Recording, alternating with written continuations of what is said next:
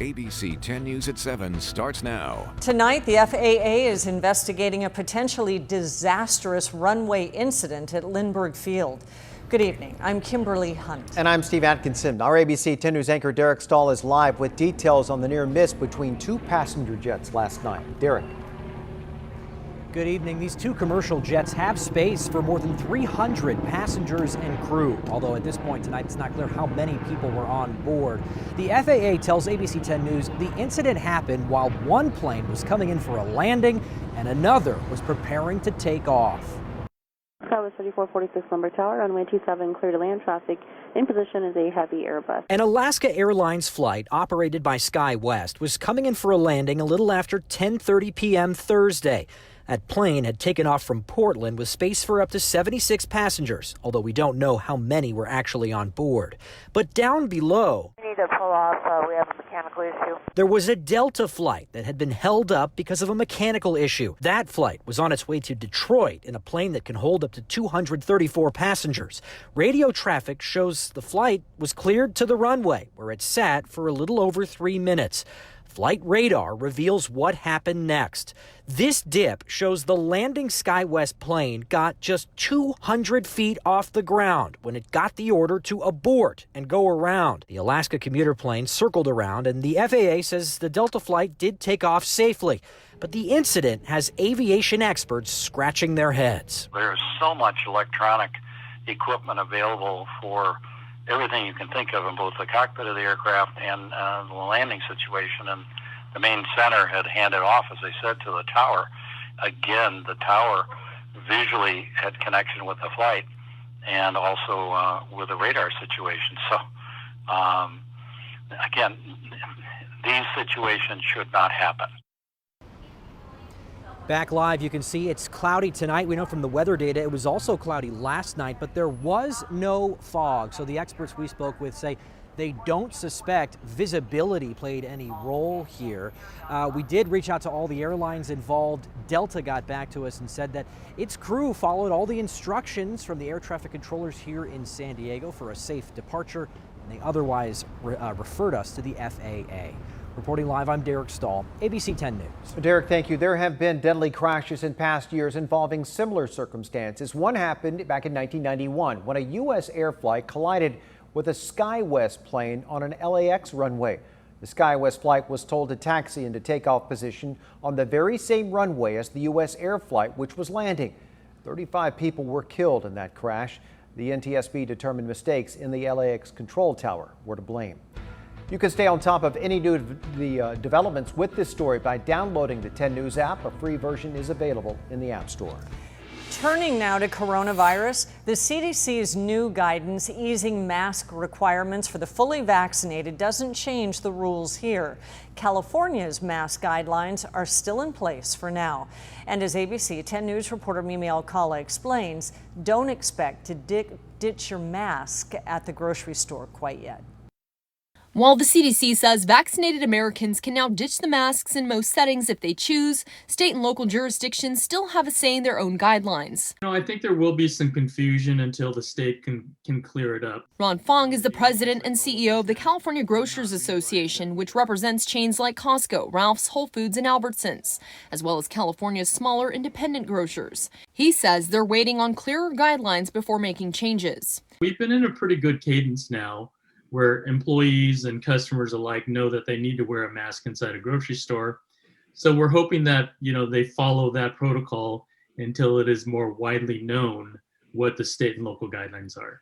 The California Department of Public Health hasn't updated its guidance to match the CDC's recommendations just yet, but says it's currently reviewing the changes.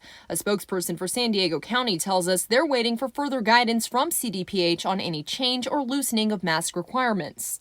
Todd Walters is the president of UFCW Local 135, which represents about 13,000 employees from different sectors in San Diego County.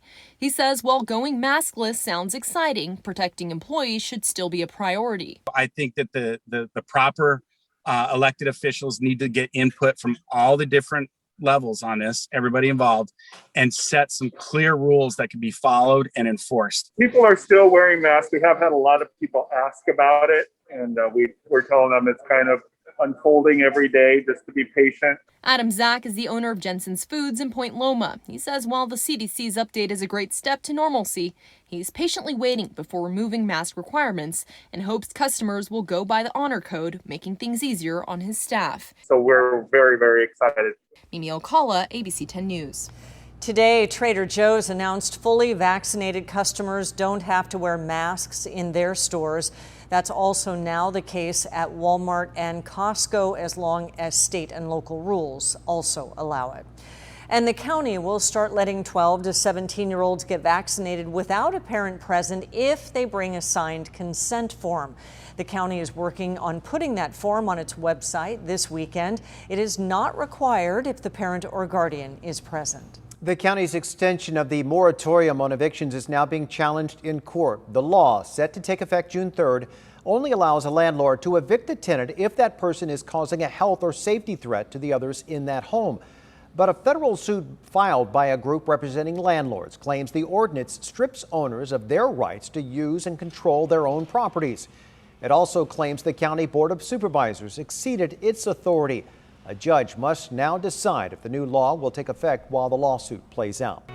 And our daily cases jumped up to 261 today, while our test positivity rate rose to 2%. 3 more San Diegans also lost their lives to COVID. That brings that total to more than 3,700. We have breaking news now. China has just become the second country to land a spacecraft on Mars. The rover touched down about 3 hours ago. It joins an American rover that landed in February looking for life on the red planet. And we are hearing from the homeless man shown in this video being punched by San Diego police during an arrest. The footage was taken earlier this week by a witness in La Jolla. ABC 10 News anchor Lindsay Pena has the change he and local activists are calling for. Stop! That video was taken by a woman driving Wednesday morning at the intersection of La Jolla Village Drive and Torrey Pines Road. The man was eventually arrested by San Diego police for resisting arrest and battery on a police officer. He's now out of jail and speaking out along with advocates about what happened. What we are looking at today is urinating while black. A statement released by San Diego police earlier this week reads in part, the officers decided to approach the man because urinating in public violates the law. The man would not stop to speak with officers. Therefore, an officer held the man to detain him. Despite the officers repeatedly telling the man to stop resisting, the man would not comply. I hope that I'm the last victim. The man, identified simply as Jesse, went on to say, The true story is I didn't even get to pee because they came around the corner. I unclipped my pants and was going to pee anyway. You can't pee right here, talking about indecent exposure. Reverend Shane Harris and others are now calling for the body cam video to be released, as well as the dispatch and radio calls. I want to know what happened on the phone when Brother Jesse was walking down the street. Stop! Police tell ABC 10 News there was no call. The officers simply witnessed the man urinating in public while on patrol. Internal Affairs is now investigating the incident, including the body cam video. It will also be sent to the newly created Independent Commission on Police Practices. Lindsay Pena, ABC 10 News. We have posted the full video of the incident in our article on this story on 10news.com. There are new developments in a nearly 20-year-old murder investigation. Today, the Sheriff's Department announced it has identified human remains found in a Rancho San Diego dumpster back in 2003. And they've also made an arrest. Our ABC 10 News reporter Rena Nakano looks at the technology being credited for helping solve this case. For the first time in 18 years, a local family finally has answers. It's a bittersweet, but it's happiness almost across the board. In October 2003, the San Diego Sheriff's Department responded to a 911 call after someone found a pair of legs stuffed in a Rancho San Diego apartment complex dumpster. The legs were that of an adult female. For years, she remained a Jane Doe until the cold case team took over last summer using investigative genetic genealogy, the same techniques used to bring in the Golden State Killer. DNA was sent to the lab. Then we uploaded it to a public genealogy database. I then got a familial match. Detective Troy Dugal and his team first found a distant relative in the 1800s. Then they collected samples from 20 relatives and worked their way down the family tree to finally name the Jane Doe. Through further DNA testing, the woman was identified as Lori Diane Potter. Then, through traditional detective work, they found substantial evidence that pointed to 54-year-old Lori Potter's suspected killer, her husband. On Wednesday, the San Diego Fugitive Task Force arrested Jack Dennis Potter, now 68 years old, at his home in Rancho Cucamonga for murder. It's the first time a law enforcement agency in San Diego region has used this to identify a victim and arrest a suspect. The victim's family, and I've spoke to them, are very happy that I, number one, identified Lori, because they thought she was just living and somewhere nobody knew. And they're extremely happy once they get over the grief of Lori being deceased that we've identified and arrested the suspect. Rena Nakano, ABC 10 News. Jack Potter will appear in court to face murder charges next Thursday.